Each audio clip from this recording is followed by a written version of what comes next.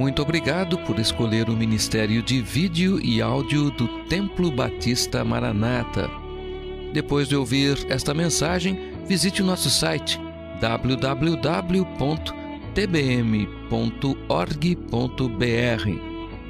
A nossa igreja oferece discipulado cristão, instituto bíblico e muitas oportunidades para o seu crescimento espiritual. Que Deus o abençoe. Maranata, ora vem, Senhor Jesus.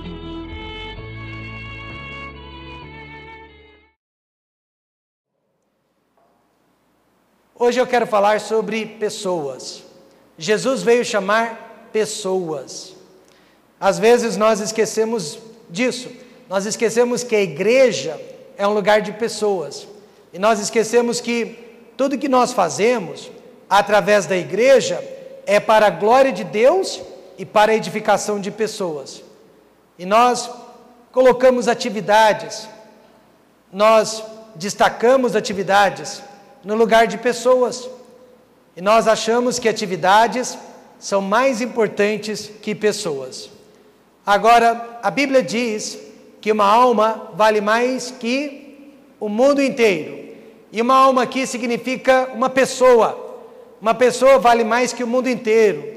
Se uma pessoa vale mais que o mundo inteiro, quantos mundos há representados aqui nesta noite? E cada um de vocês vale mais que o mundo inteiro. E apesar do valor inestimável do ser humano, porque o ser humano, irmãos, ele possui um valor inestimável, e apesar deste valor, o mundo sempre deu mais importância ao dinheiro, ao tempo, ao lazer e principalmente aos bens materiais que as pessoas. A Receita Federal do Brasil, por exemplo, ela não quer nem saber de suas necessidades, ela quer saber de receber o pagamento de seus impostos. Os políticos nem querem saber das suas necessidades, eles só querem saber do seu voto no dia das eleições. O vendedor, ele não quer saber se está vendendo um produto adulterado ou não, pirateado ou não, falsificado ou não, ele quer saber de vender e ganhar dinheiro. E nas igrejas não tem sido muito diferente o desrespeito para com o ser humano. Priorizamos as atividades mais que as pessoas para quem ministramos as atividades. Atividades de pregar, ensinar, cantar, tornaram-se mais importantes que visitar, ajudar, amparar, ter comunhão uns com os outros. Você já percebeu que nós estamos fugindo de pessoas e nos acumulando de atividades? É uma pena, porque quando você estuda a vida de Jesus, ele fez exatamente o contrário. Ele fugia de atividades e ele fugia de coisas mundanas e corria para os lugares onde as pessoas se encontravam. Ele veio chamar pessoas e não inventar um sistema de comunicação virtual. Agora nós nos contentamos em nos comunicarmos virtualmente, mas Jesus, ele queria falar com as pessoas face a face. Ele era líder, mas ele não era um empresário. Ele era líder, mas ele não estava acima das pessoas, porque ele veio para servir e não para ser servido. Ele passou pouco tempo na Judéia e a maior parte do tempo na Galileia. Mas em ambos os lugares, Judéia e Galileia, ele chamou pessoas de todas as idades, crianças, diria jovens e adultos, a fim de ajudá-lo a cumprir o seu papel no reino de Deus. Que coisa maravilhosa, né, irmãos? Jesus, apesar de todo o seu poder, da sua deidade, ele precisava de pessoas para cumprir o seu propósito aqui na terra. Ele estava rodeado de homens e mulheres, cultos e incultos também, ricos e pobres, mas todos cumprindo o seu papel no reino de Deus. Agora eu sei que pessoas são difíceis, ninguém precisa me dizer isso. Eu sou difícil, você é difícil, nós somos difíceis, todos nós somos difíceis, mas essas pessoas são a razão da nossa existência eclesiástica. e não o contrário. A igreja nasceu para servir a Deus e uns aos outros, amém, irmãos? Essa é a nossa razão de existir, para que nós possamos alcançar pessoas, chamar pessoas, viver para abençoar a vida de pessoas. Eu gosto muito de citar Provérbios 14:4. Não havendo bois, o estábulo fica limpo, mas pela força do boi, a abundância de colheita. Em outras palavras, se você deseja uma fazenda próspera, você vai encher aquele estábulo de bois e de vacas, e você vai ter que vir atrás e limpar todas as sujeiras. Mas, através da força daqueles animais, haverá carne, haverá leite, haverá queijo, haverá prosperidade. Mas se você não se importa com prosperidade, então venda todo o gado e mantenha o celeiro limpinho, mantenha o estábulo limpinho. Mas aí você não vai ter produtividade, você não vai conseguir nada na vida. Jesus, ele precisou limpar muita sujeira de seus discípulos, principalmente a de Pedro, mas os resultados valeram a pena. Não há como fazer a obra de Deus sem depender de pessoas. Não tem como. Monges, nos séculos passados, tentaram fazer isso, mas eles se tornaram bestiais em seus conventos. Assim como Jesus veio atrás de pessoas e chamar pessoas, a igreja precisa ir atrás de pessoas e chamar pessoas também. Então, como é a chamada de Jesus para cada homem que vem ao mundo? Primeiro, Jesus chama o ser humano para recebê-lo. Segundo, Jesus chama o ser humano para servi-lo. E terceiro, Jesus chama o ser humano individualmente. Jesus chama o homem para ser salvo. Quantos aqui já foram chamados e já responderam que sim para a salvação? O evangelho inteiro de João enfatiza a origem divina de Jesus. Ele é Deus, ele é o Filho de Deus. Isso quer dizer que ninguém pode ser salvo sem receber a pessoa de Jesus. Enquanto João Batista enfatizava o arrependimento de pecados, Jesus mostrou como vencer o pecado. E para vencer o pecado, é preciso conhecê-lo. Portanto, a primeira pergunta é esta nesta noite: você tem certeza que conhece a Jesus? O Jesus do Evangelho de João? João disse no verso 29, eis o Cordeiro de Deus, que tira o pecado do mundo. E após esta declaração, alguns homens seguiram a Jesus. Algumas pessoas decidiram segui-lo. Quem foram essas pessoas? Primeiro, quem reconheceu que Jesus era o Messias.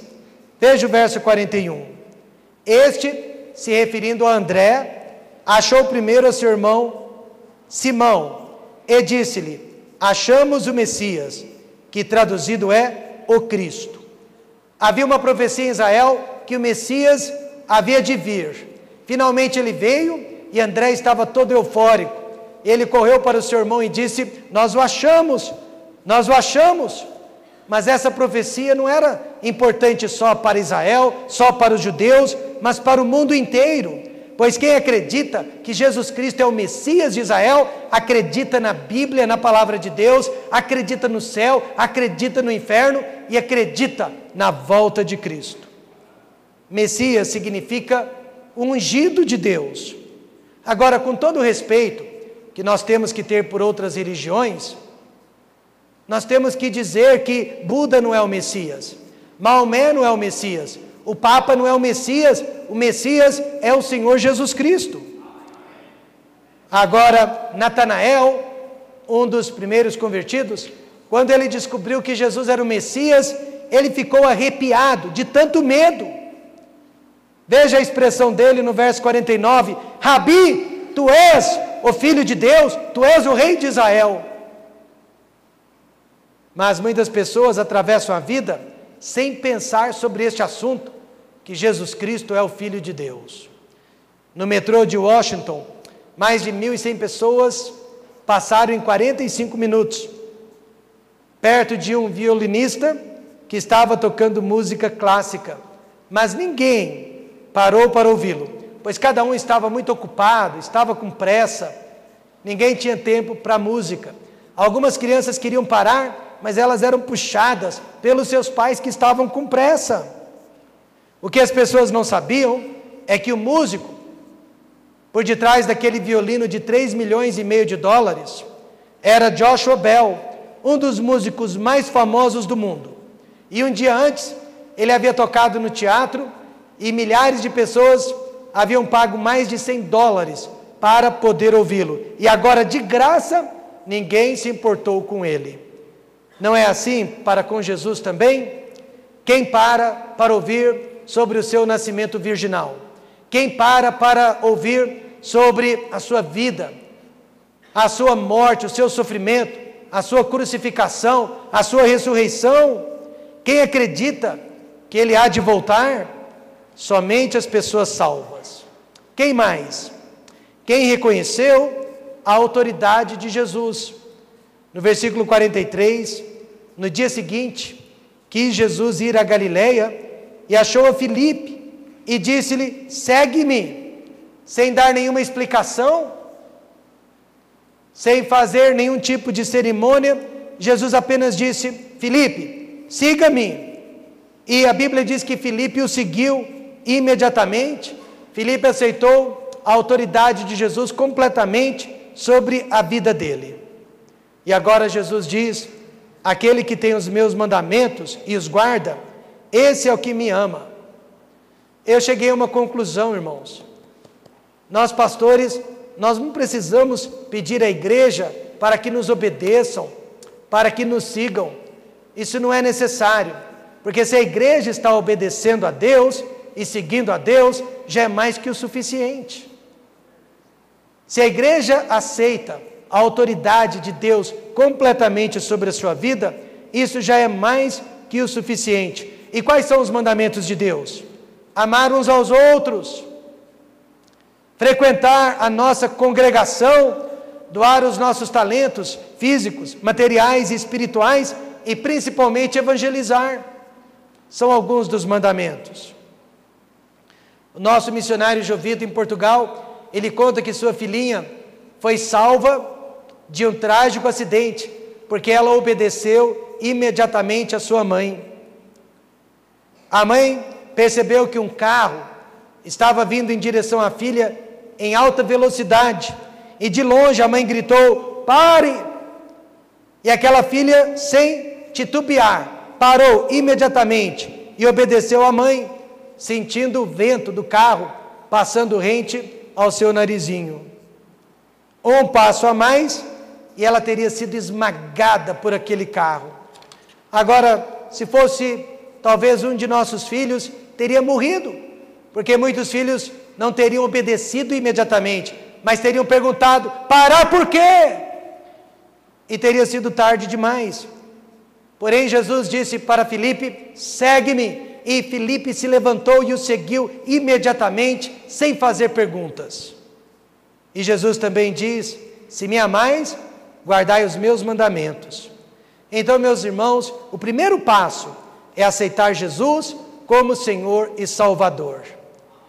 Este é o primeiro passo. Muitas pessoas estão lutando com a vida cristã e elas não sabem por quê. E talvez a razão seja essa: você ainda não deu o primeiro passo, já foi batizado, já se tornou membro da igreja, mas não nasceu de novo. Isso explica toda a dificuldade, isso explica toda a confusão na sua vida. Jesus disse: se alguém não nascer de novo, não pode ver o reino de Deus. Não basta ser membro da igreja, ser batizado, não basta se chamar de crente. Se algo não está indo bem na sua vida, verifique a sua salvação. Porque se me amais, Jesus diz: guardais os meus mandamentos. E em segundo lugar, Jesus chama o homem para ser salvo e chama o homem para ser útil. Porque no primeiro encontro com seus discípulos, Jesus os salvou, mas agora no segundo encontro, Jesus os chama para servi-lo. O que será que Pedro e André fizeram entre a salvação que ocorreu na Judéia e depois a consagração que ocorreu na Galileia? Ninguém sabe, mas a verdade é que a maioria de nós nunca começa a servir a Deus logo depois da salvação. Demora algum tempo. Aliás, há irmãos em Cristo que já estão na igreja há muitos anos e ainda não começaram a servir a Deus, ainda não se consagraram a Deus. Muitos não entendem, a princípio, que a salvação conduz à consagração e não ao marasmo. Preste atenção nisso. Ser útil no reino de Deus é tão importante quanto ser salvo. Repito, ser útil no reino de Deus é tão importante quanto ser salvo. Então, o primeiro ato do salvo é seguir a Jesus. E o segundo ato do salvo é guiar outros a Jesus. A primeira tarefa é seguir. Mateus 4:20 diz: então eles, deixando logo as redes, seguiram-no. Seguir a Cristo significa conhecê-lo, imitá-lo, obedecê-lo. Por 3 anos e meio, aqueles discípulos, eles fizeram um curso intensivo, um curso integral de teologia com o próprio Senhor Jesus. O resultado é que eles foram chamados de cristãos, imitadores de Cristo. Enquanto estavam com João Batista, Pedro e André se arrependeram de seus pecados, mas foi só com Jesus que eles aprenderam a ter vitória contra o pecado. Quando eu aceitei a Cristo como Salvador, até então eu era um grande mentiroso, eu era uma criança mentirosa. E mentira a gente aprende dentro de casa, não é verdade? A gente aprende com os pais, e a gente aprende com os irmãos, quando não na própria escola. Então eu usava a mentira para alimentar as minhas fantasias. Eu me lembro quando eu tinha só 7 aninhos de idade, talvez 6 anos, meu irmão devia ter 8 ou 9 anos, nós roubamos um cavalo que estava a pastar num terreno baldio, que ficava próximo à nossa casa. E nós utilizamos aquele cavalo o dia inteiro e mentimos para os vizinhos que era um presente de um tio fazendeiro que morava em Minas Gerais. E quando o pai chegou naquela noite e viu o cavalo no quintal da nossa casa, eu nem preciso dizer, que ele usou a correia nas pernas de 2 ladrõezinhos e nos mandou devolver o cavalo onde ele estava, no terreno baldio. Mas todos nós éramos assim também antes de Cristo. Se você não tinha o pecado da mentira, você tinha outros pecados. Mas, irmãos, a boa notícia, agora nós não somos mais assim. Agora nós não temos mais que sermos assim. Paulo disse: porque noutro tempo erais trevas, mas agora sois luz no Senhor, andai como filhos da luz. Então, se você e eu continuarmos em nosso pecado, jamais seremos úteis no reino de Deus. E a segunda tarefa é guiar outros a Cristo. No nosso texto, vemos que André guiou Pedro para conhecer a Cristo. Depois Filipe guiou Natanael. Veja, não basta apenas segui-lo, mas é preciso ensinar o caminho aos outros. Isso se chama evangelismo. Quer ver? A maioria de nós aqui nesta noite é resultado de evangelismo de alguém. Quantos aqui estão na igreja e são salvos? Ou porque foram convidados por alguém, ou evangelizados por alguém? Levante a sua mão. Eu não disse? A grande maioria de nós é resultado de evangelismo pessoal, que foi realizado por outras pessoas. Minha mãe, por exemplo, Dona Ana, só um instantinho. Minha mãe, por exemplo, ela não era a melhor crente da igreja devido aos seus problemas físicos, mas, irmãos, ela era uma evangelizadora, ela falava de Cristo, ela ganhava almas. E um dia, ela ganhou uma vizinha, Dona Maria, para Cristo, e a Dona Maria foi para a igreja e ganhou o seu filho para Cristo, e Dona Maria se tornou uma crente muito mais fervorosa que a minha mãe. Sabe de uma coisa? Eu já ganhei irmãos para Cristo, e eles estão aqui hoje à noite, que são melhores crentes do que eu, não tem problema, amém, irmãos? O importante é ganhar almas para Cristo. Essa é a nossa tarefa, guiar outros para Cristo. Há alguns anos atrás, esse diácono, que mora em São Paulo, passou uma semana em nossa casa, e ele percebeu que eu tenho o costume, o hábito, de dar folhetos para todas as pessoas que eu encontro, na rua, no supermercado, na farmácia, e ele percebeu que eu não só dou o folheto, mas eu me apresento, Pastor Rômulo, do Templo Batista Maranata.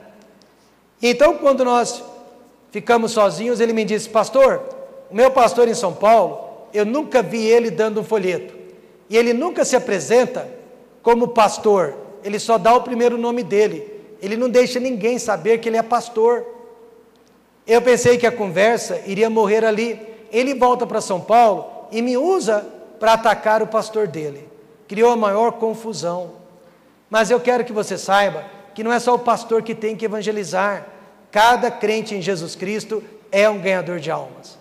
Cada crente em Jesus Cristo pode guiar, pode evangelizar, pode mostrar o caminho para outras pessoas. Veja, 1 Coríntios 9,16.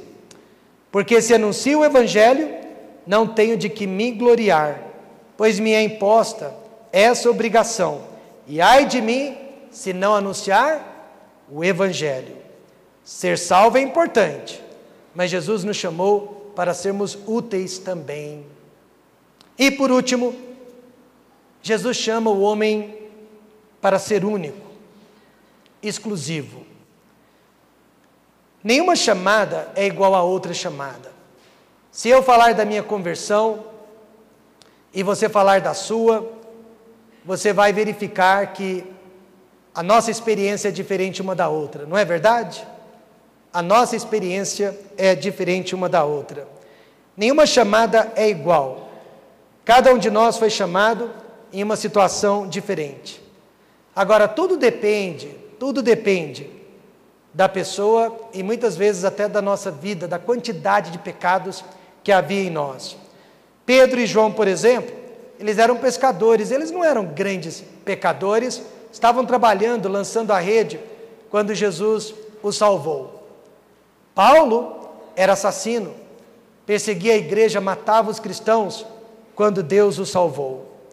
Pedro e Mateus eram o oposto um do outro. Mateus, culto, rico, cobrador de impostos. Pedro, simplório, semi-analfabeto, pescador.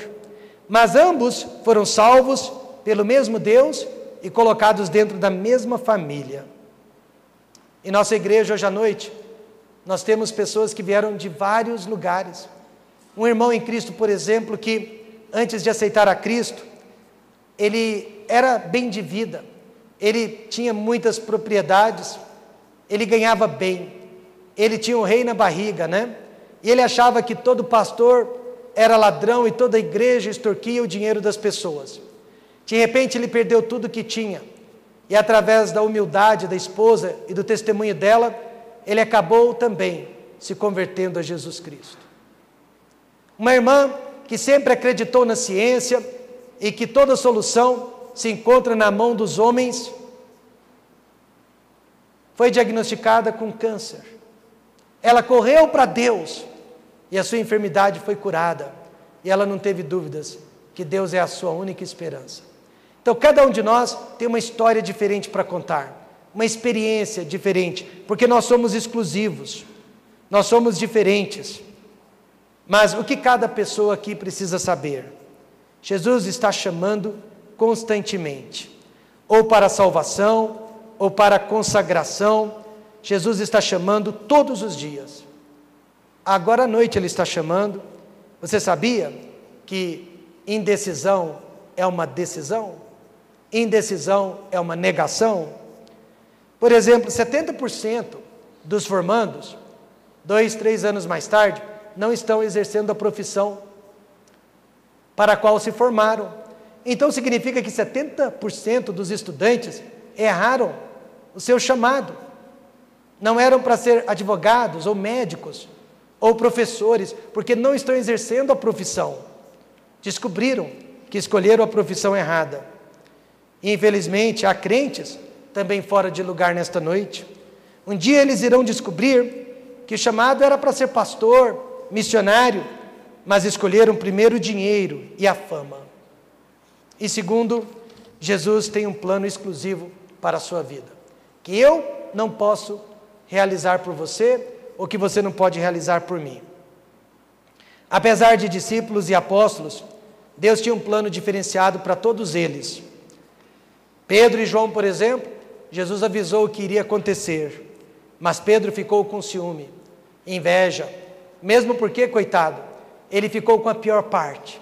Ele soube que iria morrer, que seria martirizado, mas João iria morrer de velhice. Pedro não gostou da diferenciação e ele reclamou com Jesus. E na igreja acontece a mesma coisa. Às vezes sentimos inveja, ciúme, porque não me chamaram para cantar, não me chamaram para ensinar, não me chamaram para pregar como os outros. Mas isso é porque o plano de Deus para os outros não é o mesmo para você. Deus não precisa ter dois planos iguais. Então Pedro, ele questionou a desigualdade entre ele e João. E sabe o que aconteceu? Ele foi repreendido por Jesus. Veja João 21 e 22. Vendo Pedro a este, João, disse a Jesus: Senhor, e deste que será? Disse-lhe Jesus: se eu quero que ele fique até que eu venha, que te importa a ti? Segue-me tu. Parafraseando, Jesus, não é justo, porque só eu tenho que morrer. E João, porque ele não tem que morrer também pelo Evangelho? E Jesus disse: Pedro, essa decisão é minha, não é sua. Apenas aceite a minha vontade para a sua vida e não se preocupe com o plano que eu tenho para a vida dos outros. Já pensou se todos nós conseguíssemos fazer isso na nossa própria vida? Senhor, eu não estou preocupado com o plano que Deus tem para fulano, mas eu quero saber qual é o plano que o Senhor tem para a minha própria vida.